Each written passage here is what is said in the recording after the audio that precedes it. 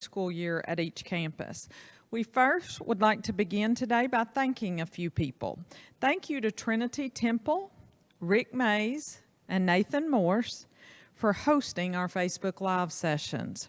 Trinity Temple Assembly of God will also be sponsoring a drive-through grocery giveaway Saturday, August 1st from 9 to 12. They'll be giving away boxes of produce, gallons of milk, and a box of dairy. This is open to everyone, so please join us Saturday, August 1st from 9 to 12. Also, thank you to Chris Babb for helping us with communication during this difficult time. And thank you also for setting up these Facebook Live sessions. We also want to say thank you to our parents, our faculty, our staff, and our community for your patience, understanding, and support as we work through this school year. We know this is a very challenging time for our families. I read somewhere this week, the 3 most important school supplies for this school year are patience, flexibility, and grace. Our hope is that we will extend those 3 things to everyone: patience, flexibility, and grace. We want to extend that to our students, our teachers, our parents, our faculty, our staff, and our community as we navigate through this school year. Now I'm going to turn this over to Dr. Turner and our building principals. Thank you, Dr. Nethery. Based on the questions we received, many of you want to know what the school day will look like for your child. This will vary some from campus to campus depending on the age of students, scheduling, building layout, etc. So we have invited our building principals to share information specific to their campus. We have with us today Ms. Shannon Prince. She is the principal at Parrott Primary School, which will serve grades K through 2 this year. Ms. Mary Snowden is the principal at Peak Elementary School, which will serve grades 3 through 5 this year. It is also located in a new temporary location at 1305 Caddo Street, the former Goza building. Ms. Cheryl Merck is with us today. She is the principal of Goza Middle School, which serves grades 3 through 8. And Ms. Callie Hunley is the principal at Arkadelphia High School, which serves grades 9 through 12. Some parents have asked, where will my students go when they first arrive at school each day? When students first arrive at school, Parrott, Peak, and Goza students, they will immediately go to their classrooms. There will not be the usual congregation of students in, say, the cafeteria, auditorium, or gym as it's usually been. Students should not arrive to school before 7:25 a.m. For high school, I will let Ms. Hunley answer that question. Okay, high school will look a little bit different. Students who are in band will go directly to band, and the other students will go, we will have grab-and-go lunch and breakfast set up in various parts of the building, so they will go grab their breakfast if they will be eating breakfast with us, and then go to their tag groups. Now, we'll be getting you more information about who your tag group is and where that's assigned, but initially in the morning, grab-and-go breakfast, then tag group. Thank you. Will face coverings be required for students in grades K through 12? And if so, will they be provided? All students are required to wear face masks on all 4 campuses during the school day. And the exceptions would be during breakfast, lunch, and athletic activities. Our district is providing 3 washable masks per student. However, if a student wants to wear their own designer mask, we're going to allow that. Thank you. Will bus transportation be provided? Bus transportation will be provided. However, if you're able to bring your student, that would be great. So back to the buses. When your students are out waiting at the bus stop, we encourage them to maintain social distancing as much as possible. I know in our community, we have people who will step up and stand out there with them, the students who are close to their house, and just kind of oversee or help them with any issues. That might be something you might to do in this case if you have a big group of students who are waiting on the bus each day. But when they load on the bus, they will have sanitizers for their hands as soon as they get on. They will need to wear their masks. They will social distance as much as possible. And then each afternoon, each day at the end of the day, the whole bus will be sanitized. So we're trying to do all we can to keep them safe on the buses. But yes, bus transportation will be provided. And if there are any changes to bus schedules or stops Right. or routes, we will share that information at a later time. How will students socially distance in the classroom? Each classroom will be arranged to allow for maximum spacing between teachers and students as much as possible. We will make every effort to conform to the social distancing guidelines. Also, masks will be required when social distancing cannot be maintained. Where will my student eat breakfast and lunch? Based on the limited space in our cafeterias at Parrott, Peak, and Goza, students will eat breakfast and lunch in their classrooms. Teachers will escort their students to the cafeteria at scheduled times and then return to their classrooms. Ms. Hundley, what will it look like at the high school? Well, once again, high school will look a little bit different. We have restructured our schedule so that it allows for 3 different lunch periods. So students will be spread out a little bit more than they're used to. Additionally, with the fewer students being on campus because of some of the virtual students, we believe that this will allow adequate social distancing. There will also be picnic tables outside, so students, weather permitting, of course, students will be allowed to go outside. We'll have teachers out there on duty as well. Also, it's very important that you return free and reduced lunch forms. Those will be coming to you once school starts. Regardless of whether you qualify or not, we do need that information. Will students be able to have recess or play on the playground? Absolutely. We will have recess at Parrott and at Peak as normal, according to our schedule. The part that won't be normal is when we go out, all students will not have access to the whole playground. So we will section it off so that by grade level they go out to recess, but by class they play in a particular area, and they will do that for a week and then we'll rotate to a new area. That way we're keeping their class all together, not interacting with a lot of other students from other classes, and should there be an illness, then we'll better be able to trace it. We'll also be sanitizing the playground equipment in between those recesses, so they will have recess. Will students be able to have extra classes like PE, art, music, and library? Yes, students will still be able to participate in those activities. One of the differences that we are going to make is that, say, for example, the art classroom, there will not be the sharing or community supplies. Students will take their own supplies, crayons, colored pencils, glue bottles or sticks, things of that nature. They will take them to the art classroom. And should there be an incident where the students may have to share, then those items would be sanitized as well. But yes, they will be attending those related arts activities. What about transitioning from class to class? What will that look like at the campuses?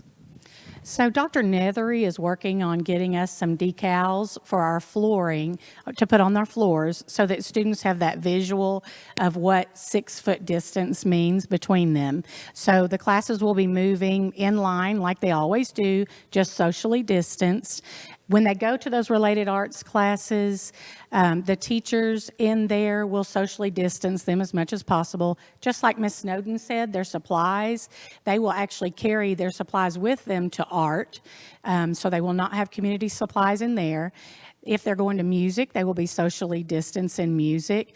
If it's PE, they'll be socially distanced for health lessons inside, or we will try to use the outdoors as much as possible for that. In between these classes, we'll be sanitizing. We've allowed that time in our schedule to make sure that the room is sanitized or whatever equipment they've been using and ready for the next class. For peak, transitioning from class to class, as Dr. Turner mentioned, we have added third grade to our campus. Third grade is self-contained. Our fourth and fifth grades have been departmentalized and will continue to be departmentalized. The exception that we're making this year is that instead of students transitioning to what we call their switch class, the teacher from the switch class will go to the students. And that way we can minimize the amount of transitions that the students make. So if a homeroom is math science, then when they have literacy and social studies, the literacy and social studies teacher will come to them rather than them going to their switch class. As far as transitioning down the hall, as Ms. Prince spoke of, we will have the decals. Classes will transition to the restroom on scheduled breaks. They will transition to cafeteria, going out to recess, using those social distancing guidelines and using the decaled floor to help them. Okay, Ms. Merck? The GOSA leadership team decided on 3 different bell schedules, one for 6th grade, one for 7th, and one for 8th, to cut down with the congestion in the hallways. This year, we will not be issuing lockers to the students, so they need to take their belongings in their backpack to each classroom. And the high school? And the high school is similar to that. We will still be changing classes. You know, we're on an 8-period day, so students do have to go to different classrooms.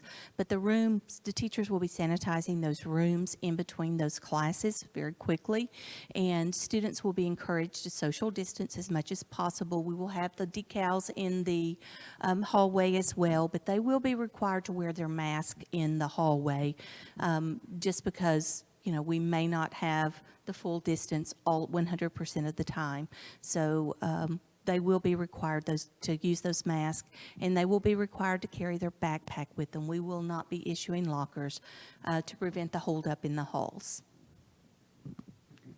Thank you. Will students be able to attend field trips? Well, at this time, we anticipate that we will not be able to have in-person field trips, assemblies, or musical programs, for example, but we will, of course, follow the Arkansas Department and the CDC guidelines for that. So if it changes, we will change with it. Will students have access to water fountains throughout the day? Unfortunately, the water fountains will not be available on any of the campuses. We encourage each student to bring a water bottle, and our district is working diligently on installing hydration stations so that water bottles can be filled up anytime during the day.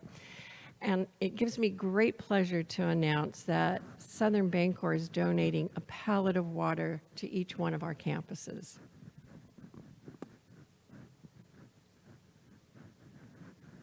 Will extracurriculars, activities, and sports be offered this fall? Yes, we will have extracurricular activities. As a matter of fact, we have a number of teams practicing right now, including band. But we will be following ADH, Arkansas Department of Health, and AAA guidance on that. And as they issue further guidance, we will be complying with their rules. We do expect it will be modified in some way. We're just not sure yet. So just keep watching. As soon as we know something, we will put that information out to you. Thank you, Ms. Hunley. What happens if schools are mandated to close again? This is where the blended learning for traditional students come in.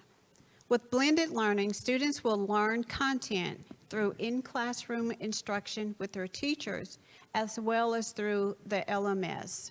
Students will learn how to use these digital learning systems by participating in lessons throughout the week while at school. In the event of a school closure, if a student becomes ill, students will be able to easily pivot or transition to online learning at home. blended learning will become part of our new normal. And that's one thing that we as principals are stressing to our teachers, to incorporate the use of this LMS daily into classroom procedures and instruction, so that should we have to close, then it will be an easy transition for students should they have to do school online completely. And one thing that we've done as a district that will help is we are providing devices to all students in K through 12, and those devices will be able to go home with the student. It is our goal that the virtual learning opportunity and the online or the on-site opportunity mirror each other as much as possible. One reason this data that we're collecting through the registration forms is so important is that will help us identify whether or not we can assign a teacher to be the virtual teacher. Of course, if a teacher is assigned as the virtual teacher, they will be more available throughout the day to interact with students. One thing about Arkadelphia High School, and they were able to pivot very quickly this last spring, is they do use the learning management system, ECHO, inside their classes every day. It is just a part of the regular routine. And when an AHS student logs in, they're logging into a virtual classroom, and there they will find the assignments, videos of the teacher teaching. Work can be submitted through the learning management system, as well as they can receive feedback and interact through the teacher through that system. So again, that is a goal for K through 8, and that the same instruction is accessed in both locations. It's just that the student at home may be able to access the same information at a different time or location rather than on site. And no, students do not have to be logged in from 8 to 3 if they choose the virtual at home option. Any other information you'd like to share about your campus or add regarding? I would, just about supplies. For Parrott, you have 3 things on your supply list. One is for kindergarten, a zipper pouch. For 1st and 2nd grade, a crayon box that latches shut. The other thing is your backpack. You'll need a backpack for sure. And then our 3rd thing are a pair of Fiskar scissors. Those are the only 3 things on your list this year for supplies. We will be supplying everything else. And your student, when they come to school, and even our virtual students, will get their bag of supplies for school. We will be able to hand it to each child. And again, those supplies will be theirs alone. They will not share. It will not go into a community tub for them to pass out when they need scissors and such like that. So we will be supplying those supplies other than the 3 items that I mentioned. And just to reiterate what Ms. Prince just said, for the peak supplies, those school supplies that the school is providing will be available to all students, whether you are on site or a virtual student. But we did want to make sure that all of our students had access to those supplies. Also, just know that we're doing everything in our power to make sure that our school is clean and that our school is safe. So we've ordered 12 sanitizing stations that will be placed throughout our school, every entranceway, by the restrooms, cafeteria, when the kids are coming in from recess. There will be hand sanitizer stations in every classroom. So just know that we are diligently working to keep our staff, but especially our students, as safe as possible. I did want to add something about supplies. So along with the computer, the students are also getting a case, a carrying case for their computer. So everyone will be provided a case. They will need to transport these computers daily back and forth from home and from school. So when your computer comes home, there will be a charger in there.